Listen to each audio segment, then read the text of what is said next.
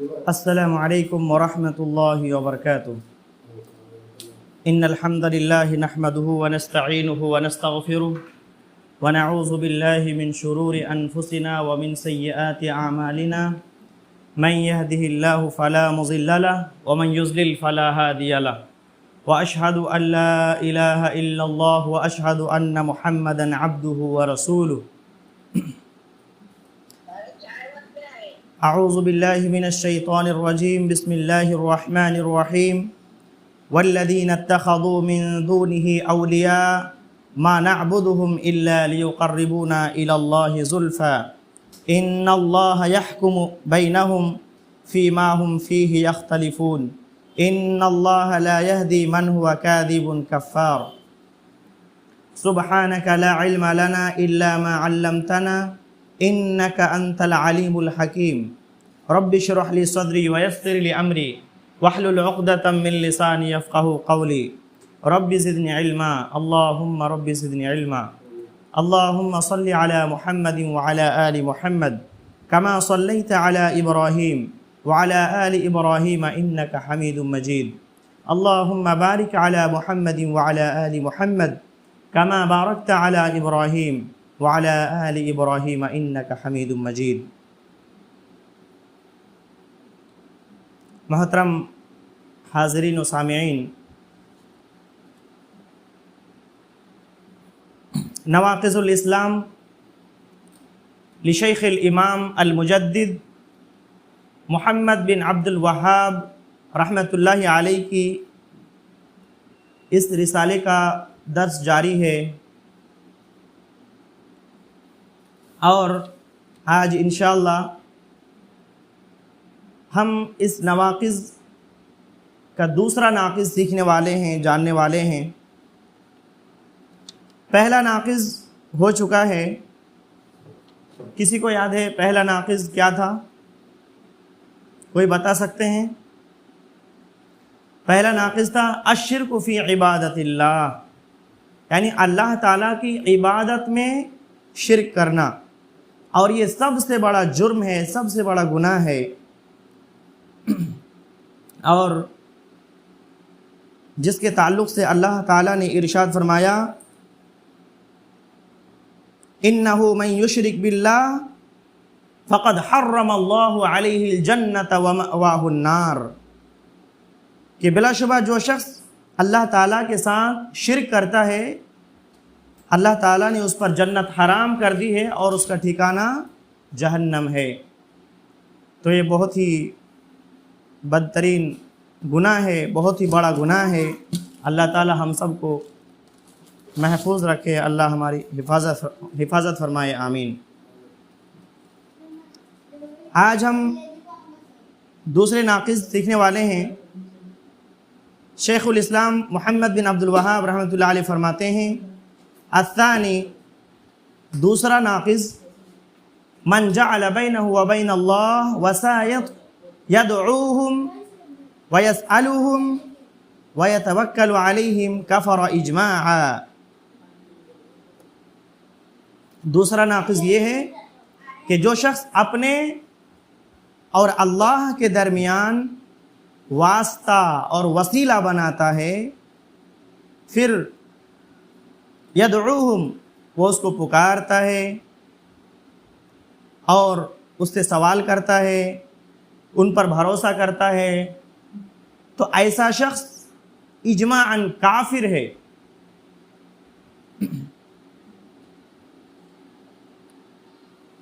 اب یہاں سوال یہ ہے کہ پہلا ناقض اور دوسرے ناقض میں فرق کیا ہے؟ شیخ محمد صالح بن فوزان الفوزان حفظہ اللہ سے جب یہ سوال کیا گیا کہ پہلے اور دوسرے ناقض میں فرق کیا ہے، تو انہوں نے فرمایا کہ دوسرا ناقض پہلے ناقض ہی کی ایک قسم ہے، پہلا عام ہے اور یہ دوسرا خاص ہے، اور وہ یہ ہے وَهُوَ الَّذِي يَجْعَلُ بَيْنَهُ وَبَيْنَ اللَّهِ وَسَائِطَ، اور وہ یہ کہ جو اپنے اور اللہ کے درمیان واسطہ بناتا ہے، وسیلہ بناتا ہے۔ لیکن شیخ صاحب نے اس ناقص کو جب دونوں ایک ہی ہے، لیکن شیخ صاحب نے اس کو الگ سے کیوں بیان کیا، اس ناقص کو الگ سے کیوں بیان کیا اور اس کو ایک مستقل قسم قرار دیا؟ کیوں ایسا کیا؟ لکثرت وقوعہ، کیونکہ یہ جو ناقص ہے نا، یہ امت میں کثرت سے پایا جاتا ہے۔ مزارات تعمیر کرتے ہیں، ان کا طواف کرتے ہیں، ان کی عبادت کرتے ہیں، اور پھر سجدہ کرتے ہیں غیر اللہ کے سامنے، اولیاء اور صالحین کی عبادت کرتے ہیں۔ تو یہ عام ہے۔ جہاں تک پتھروں، درختوں اور بت اور اس قسم کی دوسری چیزوں کی عبادت کا تعلق ہے تو کوئی مسلمان اسے تسلیم نہیں کرتا۔ ہر مسلمان کہتا ہے کہ یہ جو بت کی عبادت ہو رہی ہے باطل ہے۔ کوئی مسلمان ان چیزوں کو تسلیم نہیں کرتا، پتھروں کی عبادت، بتوں کی عبادت، درختوں کی عبادت، سورہ نمسکار وغیرہ، کوئی مسلمان اس کو تسلیم نہیں کرتا۔ لیکن قبر پرستی کا حال یہ ہے کہ اسلام کی طرف منسوب ہونے والے بہت سے لوگ اس کو تسلیم کرتے ہیں، اور نہ صرف تسلیم کرتے ہیں بلکہ اسے اسلام کا ایک حصہ سمجھتے ہیں، اور اس سے بڑھ کر یہ کہ غیر اللہ سے فریاد کرنا، غیر اللہ کو مشکل کشا حاجت روا سمجھنا، اور پھر ان کے نام پہ قربانی کرنا، ان کے لیے نظر و نیاز پیش کرنا، یہ عین توحید سمجھتے ہیں۔ یہ کیا ہے؟ عین توحید ہے۔ لا حول ولا قوت الا باللہ والعیاذ باللہ، استغفر اللہ۔ اسی لیے شیخ صاحب نے اس ناقص کو الگ سے بیان کیا اور اس کی وضاحت فرمائی تاکہ لوگوں کے ذہن و دماغ میں یہ بات اچھی طریقے سے ذہن نشین ہو جائے، بیٹھ جائے ذہن میں کہ یہ کتنا خطرناک جرم ہے جسے آج اپنے آپ کو مسلمان کہنے والے اسے تسلیم کرنے لگے ہیں اور اسے اسلام کا حصہ سمجھنے لگے ہیں اور اسے عین توحید سمجھنے لگے ہیں، نعوذ باللہ من ذالک۔ اس لیے شیخ صاحب نے اس کو الگ سے ذکر کیا ہے۔ شیخ صالح بن فوزان الفوزان حفظہ اللہ فرماتے ہیں کہ من جعل بینہ و بین اللہ وسائل، جو اپنے اور اللہ کے درمیان واسطہ بناتا ہے، تو فرماتے ہیں کہ جو شخص یہ کہے کہ ہمارے اور اللہ کے درمیان واسطہ ہونا ضروری ہے، جو شخص یہ کہے کہ ہمارے اور اللہ کے درمیان واسطہ ہونا ضروری ہے، تو اس سے پوچھا جائے گا کہ اس واسطے سے اس کی کیا مراد ہے۔ اگر اس واسطے سے اس کی مراد یہ ہے کہ اللہ اور اس کے مخلوق کے درمیان اس کی شریعت پہنچانے کے لیے واسطہ ہونا ضروری ہے، اور وہ ہے فرشتے، انبیاء، رسول، جو اللہ اور ہمارے درمیان واسطہ ہے، تو یہ بات درست ہے۔ اور اس واسطے کا انکار کرنے والا کافر ہے۔ یعنی جس نے فرشتوں، رسولوں کا انکار کیا جو اللہ کی شریعت لے کر ہمارے پاس آتے ہیں، اس واسطے کا انکار کیا اور کہا کہ ہمیں کسی واسطے کی ضرورت نہیں ہے، ہم ان کے بغیر ڈائریکٹ اللہ سے رابطہ کر سکتے ہیں۔ جیسے غالی صوفی کا کہنا کیا ہے؟ غالی صوفی کیا کہتے ہیں کہ ہم براہ راست اللہ تعالیٰ سے علم حاصل کرتے ہیں۔ تو ایسا شخص کافر ہے۔ ایسا شخص کیا ہے؟ کافر ہے۔ دوسری قسم کا واسطہ وہ ہے جسے ثابت کرنے والا کافر ہو جاتا ہے، اور اسی کا شیخ رحمۃ اللہ علیہ نے ذکر کیا ہے، اور وہ یہ ہے کہ جو شخص اللہ اور مخلوق کے درمیان کسی کو واسطہ بناتا ہے، یہ جو ابھی آج کا جو درس ہے، من جعل بینہ و بین اللہ وسائط، کہ جو شخص اپنے اور اللہ کے درمیان واسطہ بناتا ہے، پھر اسی کو پکارتا ہے، اسی کے لیے قربانی کرتا ہے اور نظر و نیاز پیش کرتا ہے اور اسی سے فریاد کرتا ہے، اسی کو مشکل کشا غوث اعظم کہتا ہے، اپنی حاجتیں اس کے سامنے پیش کرتا ہے، تو ایسا شخص کیا ہے؟ ایسا شخص بالاجماع کافر ہے، کیونکہ اللہ کی عبادت میں ہمارے اور اللہ کے درمیان کوئی واسطہ نہیں ہے۔ اللہ کی عبادت میں ہمارے اور اللہ کے درمیان کوئی واسطہ نہیں ہے۔ شیخ محمد صالح بن فوزان الفوزان حفظہ اللہ فرماتے ہیں کہ ہم پر واجب ہے کہ ہم براہ راست اللہ تعالیٰ کی عبادت کریں، اسی کو پکاریں، اسی کے لیے قربانی کریں، اسی کے لیے نظر مانیں اور اسی سے فریاد کریں۔ جب بھی کوئی بھی پریشانی ہو اسی کو پکاریں، وہی ہماری پریشانی دور کرنے والا ہے، کیونکہ وہ قریب ہے اور ہماری دعاؤں کو قبول کرنے والا ہے۔ جیسا کہ اللہ تعالیٰ نے فرمایا وَقَالَ رَبُّكُمْ اُدْعُونِي أَسْتَجِبْ لَكُمْ، اور تمہارے رب کا فرمان ہے کہ مجھے پکارو، میں تمہاری دعاؤں کو قبول کروں گا۔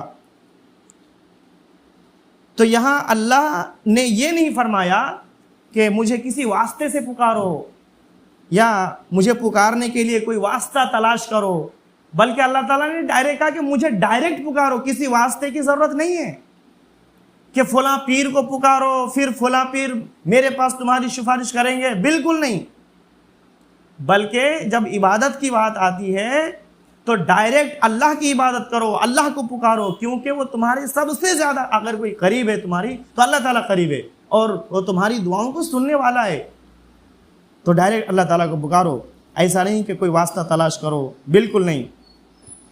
لیکن آج قبر پرستوں اور درگاہ کے پجاریوں کا حال یہ ہے کہ وہ اولیاء اور صالحین کو اللہ اور اپنے درمیان واسطہ بناتے ہیں اور ان کو خوش کرنے کے لیے ان کے نام پہ قربانی کرتے ہیں اور ان کے لیے نظر و نیاز پیش کرتے ہیں، ان سے فریاد کرتے ہیں اور ان کی قربت اس لیے حاصل کرتے ہیں تاکہ وہ ان کے لیے اللہ کے سامنے کیا کرے، سفارش کرے، اس لیے اسے قربت حاصل کرتے ہیں۔ شیخ صاحب فرماتے ہیں یتقربون الی الولی لیشفع لهم عند اللہ، وہ ولی کی قربت یعنی اولیاء کی نزدیکی اس لیے حاصل کرتے ہیں تاکہ وہ ان کے لیے اللہ کے پاس شفاعت کرے اور اللہ تک ان کی جو حاجتیں ہیں، جو ضرورتیں ہیں، اللہ تک ان کو پہنچائیں۔ نعوذ باللہ، استغفر اللہ، جبکہ ڈائریکٹ ہمیں اللہ تعالیٰ کو پکارنا ہے۔ تو یہ کیا ہے؟ کھلا شرک ہے۔ یہ جب ان سے کہا جاتا ہے کہ یہ تو کھلا شرک ہے، تم جو کام کر رہے ہو یہ تو کھلا شرک ہے، تو کیا کہتے ہیں کہ ھذا لیس بشرک، یہ شرک نہیں ہے، ھذا انما هو التوسط، یہ تو ایک واسطہ ہے۔ وہ کہتے ہیں یہ شرک نہیں ہے، یہ تو ہمارے اور اللہ کے درمیان واسطہ ہے۔ ہمارا عقیدہ یہ تھوڑے ہے کہ اللہ کے ساتھ وہ پیدا کرنے والا یا اللہ کے ساتھ روزی دینے والا یا اللہ کے ساتھ اس کائنات کا جو نظام ہے اللہ کے ساتھ چلانے والا، یہ ہمارا عقیدہ نہیں ہے۔ ہم یہ نہیں کہتے کہ یہ جو ہمارا ولی ہے، ہمارا بزرگ ہے، ہمارا پیر ہے، ہمارا جو نیک آدمی نیک اولیاء ہے اللہ کے ساتھ پیدا کرنے والا، ہم یہ نہیں کہتے۔ اللہ کے ساتھ روزی دینے والا یہ نہیں ہے ہمارا، یہ عقیدہ ہے۔ یعنی توحید ربوبیت کو پیش کرتے ہیں۔ جب اس شرک کی بات آتی ہے کہ یہ جو تم یہ عبادت خالصتاً اللہ کے لیے ہونی چاہیے، جو تم غیر اللہ کے لیے پیش کرتے ہو یہ شرک ہے، تو کیا کہتے ہیں؟ ہم یہ نہیں کرتے، ہے کہ نہیں؟ تو دوسری چیزیں وہ بتاتے ہیں کہ دیکھو ہم اللہ کے ساتھ، ہم یہ نہیں کہتے کہ ہمارا جو یہ جو ہے ولی اللہ کے ساتھ اس کائنات کا نظام چلانے والا ہے، اللہ کے ساتھ پیدا کرنے والا، یہ نہیں کہتے نا، تو یہ شرک نہیں ہے، یہ تو محض واسطہ ہے، کیونکہ ہم ڈائریکٹ اللہ تک نہیں پہنچ سکتے، ہم گنہگار ہیں، ہم خطا کار ہیں، ہم ڈائریکٹ اللہ تک نہیں پہنچ سکتے، تو ہمیں ایک واسطہ کی ضرورت ہے۔ تو ہم نے نیک لوگوں کا واسطہ لیا تاکہ ہماری جو بھی ضرورتیں ہیں، ہماری حاجتیں ہیں، اللہ تک یہ پہنچائے۔ نعوذ باللہ من ذالک۔ تو شیخ صاحب فرماتے ہیں ہاں، یہ جب ہم ان سے کہتے ہیں کہ یہ شرک ہے تو وہ کہتے ہیں کہ نہیں، یہ شرک نہیں ہے، یہ تو صرف ایک واسطہ ہے اور یہ صرف واسطہ اور شفاعت کا طلب کرنا ہے جو مجھے اللہ تک پہنچا دے۔ ھذا رجل صالح، شیخ صالح الفوزان حفظہ اللہ فرماتے ہیں کہ وہ کہتے ہیں کہ یہ نیک آدمی ہے، یہ صالح آدمی ہے، اللہ تک ان کا اللہ کے نزدیک ان کا مقام بہت بلند ہے، ان کا مقام بہت بلند ہے، اس لیے میں ان کی قربت حاصل کرتا ہوں تاکہ یہ مجھے اللہ تک پہنچا دے۔ یہ ان کی دلیل ہے۔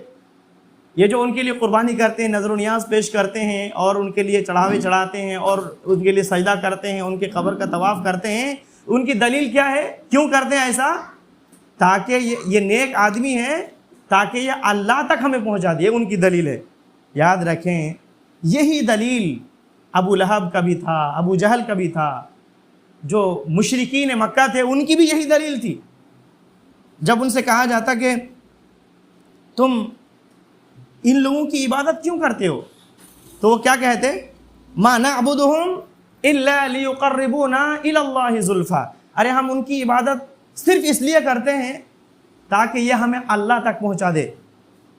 اللہ تعالیٰ فرماتا ہے ان اللہ یحکم بینہم فیما ہم فیہ یختلفون, بلا شبہ اللہ تعالیٰ ان کے درمیان فیصلہ کر دے گا ان چیزوں میں جس میں اختلاف کرتے ہیں.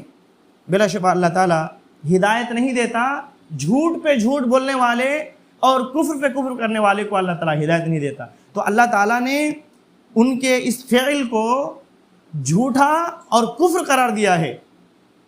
جو مشرکین مکہ جو اپنے اولیاء کی عبادت کرتے تھے, دیکھیں مشرکین مکہ کن کی عبادت کرتے تھے, بتوں اور پتھروں کی عبادت کرتے تھے نا, لیکن وہ بت اور پتھر ان کے پیچھے جو یہ تھا نیک لوگوں کی بت بنائے تھے. جیسے سب سے پہلے جو بت جو بنائے گئے اور جو شرک کا آغاز ہوا کہاں سے ہوا, نوح علیہ السلام کی قوم سے نا. وہ 5 بت تھے, یعنی 5 نیک لوگ تھے. جب وہ مر گئے تو پھر شیطان آیا اور اس کا بت بنانے کو کہا, تفصیل ہے اس کی تفصیل ہے. تو یہ ود, سوا, یغوث, یعوق اور لات, عزا, یہ سب نیک لوگ تھے.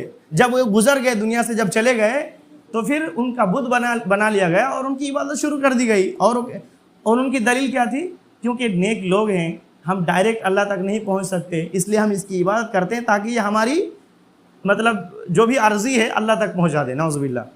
تو اللہ کہتا ہے کہ اللہ تعالیٰ فیصلہ کر دے گا ان کے درمیان جو اختلاف کر رہے ہیں. یقولون, شیخ صاحب فرماتے ہیں کہ ما جعلناہم شرکاء للہ, وہ لوگ کہتے ہیں کہ ہم انہیں اللہ کا شریک نہیں بناتے, ولیکن جعلناہم وسائط یقربوننا, لیکن ہم انہیں کیا بناتے ہیں, واسطہ بناتے ہیں, اللہ اور ہمارے درمیان واسطہ بناتے ہیں تاکہ یہ ہمیں اللہ تک پہنچا دے. واللہ سماہ شرکا, اللہ تعالیٰ نے اس کا نام کیا رکھا, شرک رکھا. اللہ تعالیٰ فرماتا ہے سورہ یونس آیت نمبر 18 میں, وَيَعْبُدُونَ مِن دُونِ اللَّهِ مَا لَا يَضُرُّهُمْ وَلَا يَنْفَعُهُمْ وَيَقُولُونَ هَؤُلَاءِ شُفَعَاؤُنَا عِندَ اللَّهِ وَيَعْبُدُونَ مِن دُونِ اللَّهِ, یہ لوگ اللہ کے علاوہ عبادت کرتے ہیں ما لا يضرهم, جو نہ ان کو نقصان پہنچا سکتے اور نہ ہی نفع پہنچا سکتے, اور کہتے ہیں کہ یہ اللہ کے نزدیک ہماری سفارش کرنے والے ہیں. اللہ فرماتا ہے قُلْ أَتُنَبِّئُونَ اللَّهَ بِمَا لَا يَعْلَمُ, کیا تم اللہ تعالیٰ کو ایسی بات بتا رہے ہو جو اللہ آسمانوں میں نہیں جانتا اور نہ زمینوں میں جانتا ہے. سبحانہ, یاد رکھو اللہ پاک ہے. وَتَعَالَى عَمَّا يُشْرِكُونَ, اور بہت بلند ہے ان چیزوں سے جس کو یہ چیزیں یہ شریک کرتے ہیں. ان مشرکوں کے شرک سے اللہ تعالیٰ بہت بلند ہے. اس کے بعد اللہ تعالیٰ شیخ صالح الفوزان حفظہ اللہ فرماتے ہیں فَسَمَّاهُ شِرْكًا, اللہ تعالیٰ نے اس کا نام شرک رکھا ہے کہ یہ جو ہے شرک ہے. اس کے باوجود وہ اسے سفارشی کہتے ہیں کہ یہ کیا ہے, سفارش ہے. وَهَذَا هُوَ الْوَاقِعُ, اور یہ حقیقت یہ ہے کہ اپنے آپ کو مسلمان کہنے والے, اسلام کا دعویٰ کرنے والے بہت سے لوگ قبروں کے ساتھ جو کر رہے ہیں انہیں اپنے اور اللہ کے درمیان واسطہ بناتے ہیں. اور اسی بنا پہ شیخ صاحب فرماتے ہیں کہ اسی بنا پہ صوفی قبروں پر کیا کرتے ہیں, مساجد تعمیر کرتے ہیں, اور پھر مساجد تعمیر کرتے ہیں اور پھر ان قبروں کا طواف کرتے ہیں اور ان قبروں سے چمٹے رہتے ہیں اور ان قبروں کا سجدہ کرتے ہیں. نعوذ باللہ, جو اللہ کا حق ہے وہ غیر اللہ کو دیتے ہیں, سجدہ کرتے ہیں, جبکہ اللہ تعالیٰ نے ان چیزوں سے, اللہ کے نبی صلی اللہ علیہ وسلم نے ان چیزوں سے سختی سے روکا ہے, سختی سے منع کیا ہے.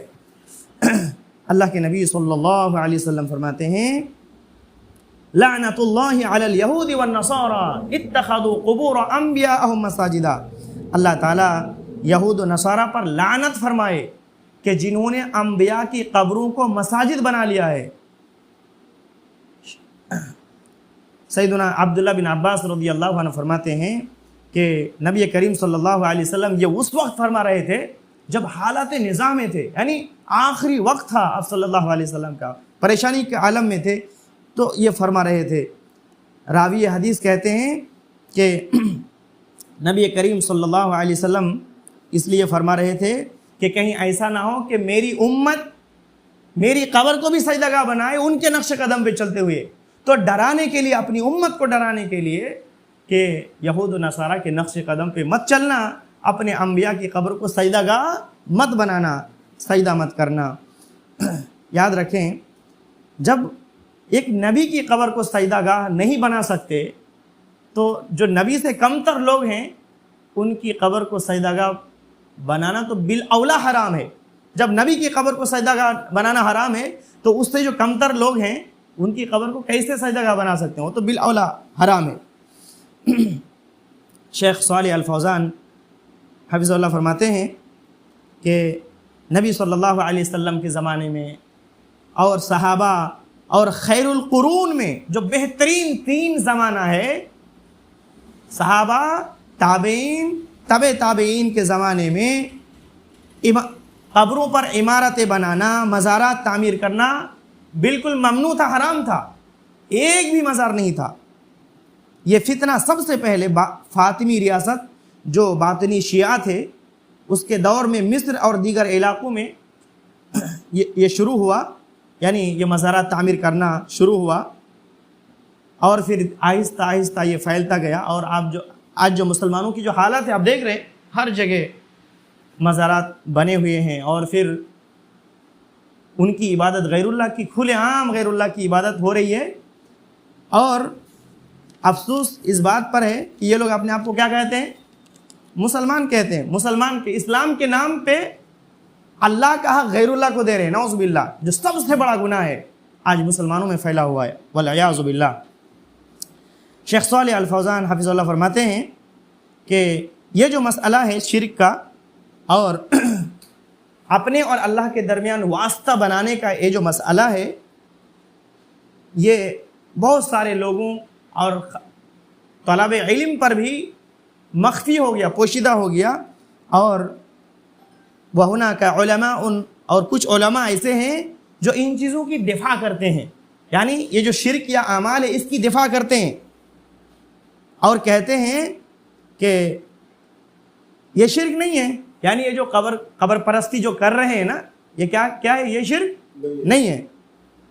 شرک پھر کیا ہے؟ یہ جب شرک نہیں ہے تو شرک کیا ہے؟ وہ کہتے ہیں کہ الشرک عبادت الاصنام، شرک کہتے ہیں بتوں کی عبادت کو.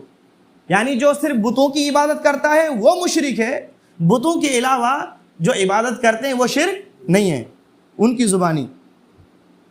وَهَؤُلَاءِ مَا يَعْبُدُونَ أَصْنَامًا، اور یہ لوگ جو بتوں کی عبادت نہیں کرتے ہیں تو یہ مشرک نہیں ہے. شیخ صاحب فرماتے ہیں یا سبحان اللہ، عبادت الاصنام نوع من انواع شرک. یاد رکھو کہ بتوں کی عبادت شرک کی قسموں میں سے قسم ہے. صرف بتوں کی عبادت کو شرک نہیں کہتے. یہ اچھے سے سمجھ لیں، آپ لوگ بھی، سب کو، یہ ہمارے حاضرین و سامعین اچھے سے سمجھ لیں کہ صرف بتوں کی عبادت کو شرک کہنا کہ یہ شرک کی تعریفیں نہیں ہیں، یہ نہیں ہے. بلکہ شرک کیا ہے؟ الشرک مطلب بتوں کی عبادت شرک کی قسموں میں سے قسم ہے. شرک کسے کہتے ہیں؟ الشرک ہوا عبادت غیر اللہ سواء، یعنی شرک کہتے ہیں اللہ کی عبادت، غیر اللہ کی عبادت کرنا، اللہ تعالیٰ کے علاوہ غیر کی عبادت کرنا. اس سے واضح الفاظ میں یہ کہہ سکتے ہیں کہ اللہ کے جو حقوق ہے ان حقوق میں سے کوئی بھی حق کس کو دینا؟ غیر اللہ کو دینا، یہ شرک ہے. آگے شیخ صاحب فرماتے ہیں چاہے وہ کان صنما او شجرا، چاہے وہ مطلب بت کی عبادت کرے یا درخت کی عبادت کرے یا پتھر کی عبادت کرے یا قبر کی عبادت کرے یا ولی کی عبادت کرے یا فرشتوں میں سے کوئی کسی فرشتے کی عبادت کرے یا اولیاء میں سے کوئی اولیاء کی عبادت کرے یا نیک لوگوں میں سے کسی بھی نیک لوگ کی عبادت کرے، ھذا ھو شرک، یہ کیا ہے؟ یہ شرک ہے. ولیس شرک عبادت الاصنام فقط، اور صرف بتوں کی عبادت کو شرک نہیں کہتے بلکہ بتوں کی عبادت شرک کے اقسام میں سے ایک قسم ہے. دیکھیں آج کا جو درس ہے نا، یہ جو دوسرا ناقض ہے، یہاں سے بات ختم ہو گئی. شیخ صالح الفوزان حفظہ اللہ کی جو شرح ہے یہ ختم ہو گئی. شیخ صالح الفوزان حفظہ اللہ اپنے درس میں الگ سے فرماتے ہیں ان کے کچھ شبہات ہیں. کن کے؟ جو لوگ قبر پرستی کرتے ہیں ان کے کچھ کئی شبہات ہیں جن سے وہ مطلب دلائل استنباط کرتے ہیں. کہتے ہیں دیکھو ہمارے پاس بھی دلیل ہے، ہم جو یہ کام کر رہے ہیں نا، غیر اللہ کی عبادت کر رہے ہیں، تم لوگ کہتے ہو کہ ہم مشرک ہیں، تو ہم مشرک نہیں ہیں بلکہ ہم موحد ہیں. ہم جو کام کر رہے ہیں ہمارے پاس بھی دلیل ہے. تو ان کے کئی شبہات ہیں. شیخ صاحب فرماتے ہیں کہ پہلا شبہ یہ ہے کہ وسیلہ پکڑنا جائز ہے. یعنی وہ لوگ کہتے ہیں کہ وسیلہ پکڑنا جائز ہے. دلیل یہ پیش کرتے ہیں اللہ تعالیٰ کا یہ فرمان سورۃ المائدہ آیت نمبر 35. اللہ فرماتا ہے یا ایھا الذین آمنوا اتقوا اللہ وابتغوا الیہ الوسیلہ، اے ایمان والو اللہ سے ڈرو اور اس کی طرف وسیلہ تلاش کرو. تو ان لوگوں نے وسیلے کی تفسیر کیا کی کہ تم اپنے اور اللہ کے درمیان مخلوق میں سے واسطہ بناؤ، وسیلہ بناؤ. دیکھو اللہ کہہ رہا ہے نا کہ تم اللہ سے ڈرو اور وابتغوا الیہ الوسیلہ، اور اس کی طرف وسیلہ تلاش کرو، یعنی اللہ تک پہنچنے کا وسیلہ تلاش کرو. تو ہم تو وسیلہ تلاش کر رہے ہیں، یہ تو ہمارا وسیلہ ہے. تو اس طرح ان کی تفسیر کرتے ہیں. دوسری آیت یہ ہے اولئک الذین یدعون یبتغون الی ربہم الوسیلہ ایہم اقرب ویرجون رحمتہ ویخافون عذابہ، سورۃ الاسراء آیت نمبر 57. کہتے ہیں کہ یہ لوگ جن کو اللہ کے علاوہ پکارتے ہیں وہ تو خود اپنے رب کے ہاں ذریعہ تلاش کرتے ہیں، وسیلہ تلاش کرتے ہیں کہ کون ان میں سے زیادہ مقرب ہوتا ہے. تو ان لوگوں نے یعنی جو قبر پرست ہیں تو ان لوگوں نے دونوں آیات میں وسیلے کی تشریح یہ کی کہ اس سے مراد یعنی پہلی آیت ہے اس سے مراد کیا ہے؟ اس سے مراد ان کی اور اللہ کے درمیان واسطہ بنانا ہے، یعنی اپنے اور اللہ کے درمیان واسطہ بنانا ہے، اور اس کا حکم اللہ تعالیٰ نے اس آیت میں دیا ہے. اور جو دوسری آیت ہے شیخ صاحب فرماتے ہیں کہ یہ جو تفسیر کر رہے ہیں نا یہ باطل تفسیر ہے. یہ کیا ہے؟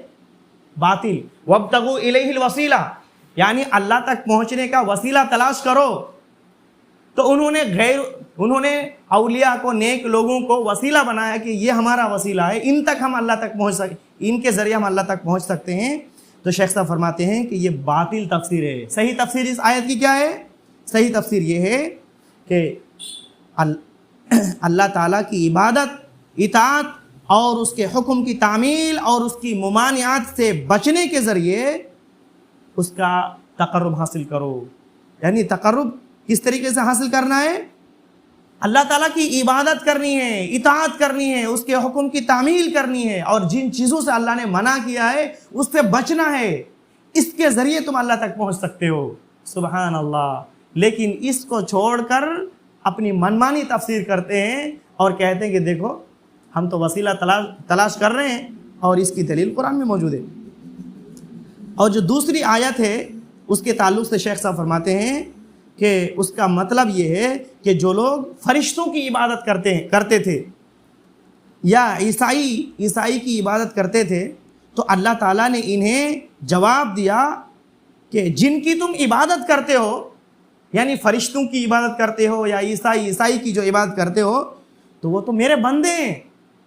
ارے وہ میری عبادت کرتے تھے، وہ میرا قرب چاہتے تھے اور اپنے رب کی رحمت کی امید رکھتے تھے اور ہمارے عذاب سے ڈرتے تھے. تو اگر تم واقعی مجھ تک پہنچنا چاہتے ہو تو ان کے نقش قدم پہ چلو اور میری عبادت کرو، ڈائریکٹ میری عبادت کرو، میری رحمت سے امید رکھو اور میرے عذاب سے ڈرو. سبحان اللہ. شیخ صاحب فرماتے ہیں کہ اور یہ بھی کہا گیا ہے کہ بعض انسان جنوں کی عبادت کرتے تھے. کس کی عبادت؟ جنوں کی عبادت کرتے تھے، بعض جنوں کی. اب وہ جن مسلمان ہو گئے اور اللہ کی عبادت کرنے لگے، اللہ کی قرب حاصل کرنے کی وہ کوشش کرنے لگے، اللہ کی رحمت کی امید کرنے لگے اور اللہ کے عذاب سے ڈرنے لگے. اور ان لوگوں کو پتہ ہی نہیں چلا، انسانوں کو پتہ ہی نہیں چلا، وہ جنوں کی عبادت کرتے رہے. تو اب انسانوں کو کیا، جب اللہ تعالیٰ نے خبر دے دی کہ جس جن کی تم عبادت کرتے ہو، ارے وہ جن تو خود اللہ سے ڈرتے ہیں، وہ جن خوب اللہ تعالیٰ کی عبادت کرتے ہیں، اللہ کے عذاب سے ڈرتے ہیں، اللہ کی رحمت کی امیدوار ہیں. تو اگر تم بھی اللہ سے ڈرنا چاہتے، اللہ تعالیٰ کا قرب چاہتے ہو، اللہ تعالیٰ کا وسیلہ چاہتے ہو، تو تم کو بھی تو چاہیے نا کہ ان کے نقش قدم پہ چل کے، جب کہ اللہ نے تمہیں خبر دے دی، تم بھی اللہ تعالیٰ کی عبادت کرنے لگو اور ان کے عذاب سے ڈرنے لگو۔ سبحان اللہ۔ تو اس طریقے سے باطل تفسیر کرتے ہیں اور خود گمراہ ہیں اور دوسروں کو گمراہ کرتے ہیں۔ اسی طریقے سے ان کے شبہات میں سے شیخ صاحب فرماتے ہیں کہ ایک بڑا شبہ یہ بھی ہے، وہ کہتے ہیں کہ کیونکہ عمر رضی اللہ عنہ نے بارش طلب کرنے کے لیے حضرت سیدنا عباس رضی اللہ عنہ کا وسیلہ لیا تھا، اور استسقاء میں عباس رضی اللہ عنہ کا وسیلہ لیا تھا جب بہت زیادہ قحط پڑی مدینے میں، بارش نہیں ہو رہی تھی، تو حضرت عمر رضی اللہ عنہ نے سیدنا عباس رضی اللہ عنہ کو بلایا اور پھر ان سے جو دعا کروائی تھی، اس کا تذکرہ ہے، عمر رضی اللہ عنہ نے نبی کریم صلی اللہ علیہ وسلم کے چچا عباس رضی اللہ عنہ سے مطالبہ کیا کہ وہ ان کے لیے اللہ تعالیٰ سے بارش طلب کریں، دعا کریں اللہ تعالیٰ سے۔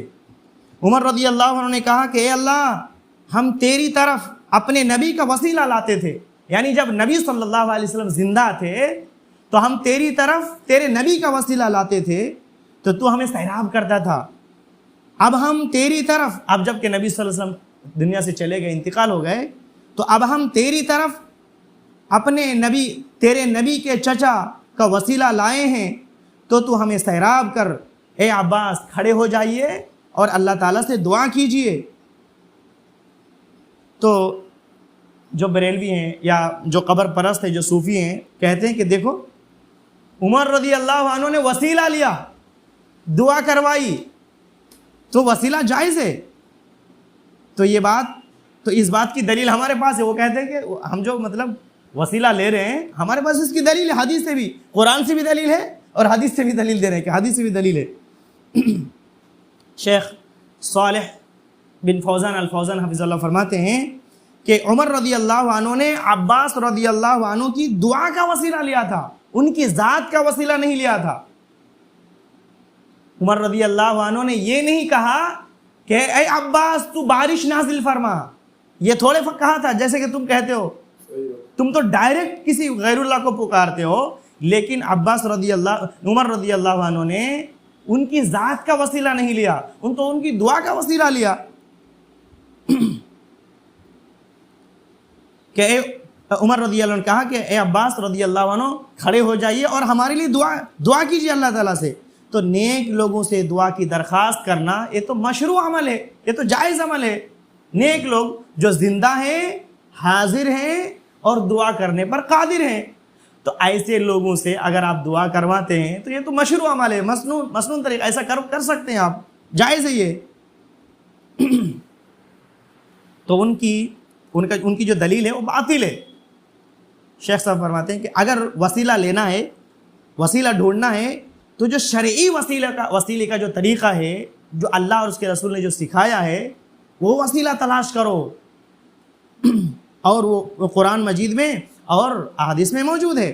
اللہ تعالیٰ فرماتا ہے وَلِلَّهِ الْأَسْمَاءُ الْحُسْنَى فَادْعُوهُ بِهَا، اللہ تعالیٰ کے بہترین نام ہیں، اللہ تعالیٰ کے کیا بہترین نام ہے، فَادْعُوهُ بِهَا، اسے ان ناموں کے ساتھ پکارو۔ تو اللہ تعالیٰ کے بہترین نام ہیں، تو اگر ہم وسیلہ لینا چاہتے ہیں تو اللہ کے بہترین ناموں اور صفات کا وسیلہ لے سکتے ہیں۔ کہ کوئی شخص یہ کہہ سکتا ہے کہ یا اللہ تو رحمان ہے، تو رحیم ہے، تو مجھ پر رحم فرما، یا اللہ تو کریم ہے، مجھ پر کرم فرما، جیسا کہ نبی کریم صلی اللہ علیہ وسلم دعا کرتے تھے، یا حی یا قیوم برحمتک استغیث۔ سبحان اللہ۔ تو اللہ کے نام اور صفات کا وسیلہ لے سکتے ہیں اور اس سے دعا کر سکتے ہیں۔ دوسری چیز کیا ہے جس کا وسیلہ لے سکتے ہیں؟ کسی نیک بزرگ شخص جو زندہ ہے، حاضر ہے، قادر ہے، اس سے دعا کرا سکتے ہیں، اس کا وسیلہ لے سکتے ہیں، یعنی اس کی ذات کا نہیں بلکہ ان کی دعا کا وسیلہ لے سکتے ہیں، اور وہ بھی زندہ ہونا چاہیے، حاضر یعنی موجود ہونا چاہیے، اور اس پر قادر ہونا چاہیے، دعا کر سکتا ہے، یہ تو اس کا وسیلہ لے سکتے ہیں۔ جیسے صحابہ کرام، بعض صحابہ کرام اللہ کے نبی صلی اللہ علیہ وسلم کے پاس آتے تھے اور نبی صلی اللہ علیہ وسلم سے کہتے تھے یا رسول اللہ ادعو اللہ لی ان یشفعنی، اے اللہ کے نبی صلی اللہ علیہ وسلم میرے لیے دعا کی، اللہ تعالیٰ سے دعا کیجئے تاکہ اللہ تعالیٰ مجھے شفاعت دے, اللہ تعالیٰ مجھے مطلب میری بیماری دور کر دے. آج یہ لوگ کیا کہہ رہے ہیں, یا رسول اللہ مجھے شفاعت عطا فرما, یا رسول اللہ میری مدد فرما. نعوذ باللہ, ڈائریکٹ اللہ کے نبی صلی اللہ علیہ وسلم کو پکارتے ہیں. جبکہ صحابہ کرام کیا کہتے تھے, اللہ کے نبی صلی اللہ علیہ وسلم سامنے موجود ہیں, کیا کہتے تھے, یا رسول اللہ اللہ تعالیٰ سے آپ دعا کیجیے, آپ خود نہیں, خود میری مدد نہ کریں. وہ جانتے تھے کہ اللہ کے نبی صلی اللہ علیہ وسلم ہماری مدد تھوڑے کر سکتے ہیں. تو کہتے تھے یا اللہ کے نبی صلی اللہ علیہ وسلم آپ اللہ سے دعا کیجئے کہ اللہ مجھے شفا دے, اللہ میری بیماری دور کر دے. سبحان اللہ. اسی طریقے سے اللہ کے نبی صلی اللہ علیہ وسلم نے صحابہ کرام کو, خاص طور پر عمر رضی اللہ عنہ کو اویس قرنی رحمۃ اللہ علیہ کے بارے میں کہا تھا نا کہ میری ایک امتی ہے, اس کا نام اویس ہے, وہ فلاں جگہ رہتا ہے, اس کو فلاں بیماری ہوئی تھی, اگر ان سے تمہاری ملاقات ہو جائے تو ان سے اپنی دعا کروا لینا, مغفرت کی دعا کروا لینا. اللہ اکبر. تو پتہ یہ چلا کہ کسی نیک بزرگ شخص سے جو حاضر ہے, موجود ہے اور دعا کرنے پر قادر ہے, اس سے وسیلہ لے سکتے, اس کی دعا کا وسیلہ لے سکتے. اسی طریقے سے تیسری چیز کیا ہے, اپنے نیک عمل کا بھی وسیلہ لے سکتے ہیں. اس کا اپنے نیک عمل کا وسیلہ لینا جائز ہے. صحیح مسلم یا دیگر احادیث میں غار والوں کا قصہ بڑا معروف ہے. میں صرف مختصر ختم ہو رہا ہے میرا. وہ کیا تھا کہ 3 آدمی کہیں جنگل وغیرہ سے, پہاڑ سے گزر رہے تھے. اچانک آندھی آ گئی, طوفان آ گیا, بارش شروع ہو گئی, تو غار میں چھپے. جیسے ہی چھپے تو اوپر سے پتھر لڑکا اور غار کا منہ بند ہو گیا. اب وہ قید ہو گئے, نکل نہیں سکتے تھے. تو ان تینوں نے کہا کہ دیکھو, ان میں سے ایک شخص نے کہا کہ دیکھو, یہاں سے نکلنے کا صرف ایک ہی راستہ ہے, وہ یہ ہے کہ ہم تینوں میں سے ہر ایک اللہ کے سامنے وہ نیکی پیش کرو کہ جو تم نے صرف اور صرف اللہ تعالیٰ کے لیے کیا تھا, اور اس کے وسیلے سے, اس کے ذریعے اللہ تعالیٰ سے دعا کرو کہ اللہ ہمیں اس مصیبت سے نجات دے دے. اللہ اکبر. پھر تینوں آدمی اپنی نیکی اللہ کے سامنے پیش کرتے ہیں. ایک آدمی نے اپنے مزدور کے ساتھ بہت اچھا سلوک کیا تھا, ایک آدمی نے ماں باپ کے ساتھ اچھا سلوک کیا تھا, دوسرے آدمی نے زنا کرنے والا تھا لیکن اللہ کی وجہ سے, اللہ کے خوف سے زنا کو چھوڑ دیا, ہے کہ نہیں. تو یہ نیکیاں اللہ کے سامنے پیش کی تو وہ پتھر مکمل ہٹ گیا اور وہ وہاں سے باہر نکل گئے. تو اپنے نیک عمل کا وسیلہ لے سکتے ہیں, یہ جائز وسیلے ہیں. لیکن میرے بھائی, آج کل جو قبر پرست جو اپنے آپ کو مسلمان کہتے ہیں, ایسے لوگ کیا کہتے ہیں, ڈائریکٹ غیر اللہ کو پکارتے ہیں, یا رسول اللہ مدد, یا علی مدد, یا غوث مدد. اس طریقے سے مدد کا گہار لگاتے ہیں, جو شرک اکبر ہے. ایسا شخص دائرہ اسلام سے خارج ہے. اگر مرنے سے پہلے ایسا شخص نے توبہ نہیں کیا اپنے شرک سے, تو ایسے شخص کا ٹھکانہ کیا ہے, جہنم ہے, جس میں وہ ہمیشہ رہے گا. تو ہم سب کو چاہیے کہ ہم براہ راست اللہ تعالیٰ کو پکاریں. ایک اور غلطی جو ہوتی ہے وہ یہ ہے, وہ شرک تو نہیں ہے لیکن وہ بدعت ہے. وہ کیا ہے, یہ کثرت سے پائی جاتی ہے. وہ یہ ہے کہ لوگ کہتے ہیں, یا اللہ نبی کے صدقے, فلاں آدمی کے صدقے, فلاں پیر کے صدقے میری دعا قبول فرما. یہ کیا ہے, یہ شرک نہیں ہے لیکن بدعت ہے. بدعت کیوں ہے, کیونکہ اس طرح دعا نہ اللہ کے نبی صلی اللہ علیہ وسلم نے سکھائی ہے, نہ صحابہ کرام نے ایسا کیا, نہ خیر القرون میں کسی نے کیا. یہ بعد کا ایجاد کردہ دعا ہے, اس لیے بدعت ہے اور شرک کا ایک راستہ ہے. اسی سے شرک کے راستے کھلتے ہیں. تو اس سے بھی بچنا انتہائی ضروری اور لازم ہے. آج کا درس یہیں سے ہم ختم کرتے ہیں. آج کے درس میں ہم نے کیا سیکھا, کچھ بتا سکتے ہیں؟ جی, انڈائریکٹلی شرک, یعنی ڈائریکٹ اگر غیر اللہ کو پکارتا ہے. آپ نے پہلے ڈائریکٹلی بتایا. جی, ڈائریکٹ جو مانگتے ہیں. ہاں, ابھی کیا جو فوت شدہ لوگ ہیں نا, جی, ان کے ذریعے سے جیسے مانگتے ہیں, جیسے ہم ان کے ذریعے سے مانگ رہے ہیں. جی جی, ہے نا, جیسے غوث اعظم ہے نا, خواجہ غریب نواز ہے, یہ ہے, ان کے ذریعے سے مانگتے ہیں. یہ بھی شرک ہے. یہ شرک ہے اور کفر, مطلب ایسا شخص دائرہ اسلام سے خارج ہو جاتا ہے. لیکن وہ لوگ دلیل ایسے پیش کرتے کہ ایسا ہے, ایسا ہے نا. جی جی, اور وہ غلط بھی یہ کرتے ہیں. اور یہ ایک اور دلیل پیش کرتے کہ نماز پڑھو.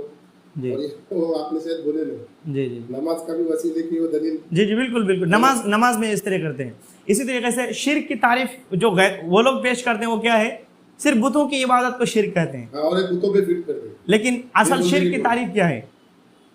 اللہ کو بھی ماننا، اللہ کو تو مانتے ہی ہے، لیکن یہ بھی عقیدہ رکھنا کہ یہ بھی اللہ کے یعنی جو فوت شدہ ہے وہ بھی ہمارا بھلا کر سکتے ہیں، وہ بھی ہمارے مشکل میں کام آ سکتے ہیں، وہ بھی ہمارے میں کہہ رہا ہوں کہ شرک کی تعریف کیا ہے؟ وہ لوگ کہتے ہیں کہ شرک کی تعریف ہے بتوں کی عبادت، لیکن شیخ صاحب نے جو شرک کی تعریف کی کئی قسم کی شرک ہے۔ نہیں، شرک کی تعریف یہ ہے کہ اللہ کے جو حقوق ہے، اللہ کا حق کیا ہے؟ کئی حقوق ہے نا، تو ان حقوق میں سے کوئی بھی حق غیر اللہ کو دینا، اگر ایک حق بھی غیر اللہ کو دیتا ہے تو کیا ہے؟ شرک ہے۔ ایک آدمی کا عقیدہ ہے کہ ہم غیر اللہ کو سجدہ کر سکتے ہیں، ہے کہ نہیں؟ حالانکہ انہوں نے کبھی سجدہ نہیں کیا، لیکن ان کا عقیدہ ہے کہ ہم غیر اللہ کو سجدہ کر سکتے ہیں، تو ایسا شخص کیا ہے؟ اگرچہ انہوں نے سجدہ نہیں کیا، چونکہ اس کا عقیدہ ہے، تو ایسا شخص بھی کافر ہے اور دائرہ اسلام سے خارج ہے، اور اگر اس نے شرک سے توبہ نہیں کیا تو پھر اس کا ٹھکانہ جہنم ہے۔ تو اللہ تعالیٰ سے آج ہم دعا کرتے ہیں کہ اللہ تعالیٰ ہمیں توحید کو صحیح سے سمجھنے کی توفیق دے، اور پھر اس پر عمل کرنے کی توفیق دے، اور شرک کو بھی صحیح سے سمجھنے کی توفیق دے اور اس سے بچنے کی توفیق دے۔ اللہ تعالیٰ ہمیں علم نافع اور عمل صالح پر توفیق دے، آمین۔ وآخر دعوانا ان الحمد للہ رب العالمین۔ السلام علیکم ورحمۃ اللہ وبرکاتہ۔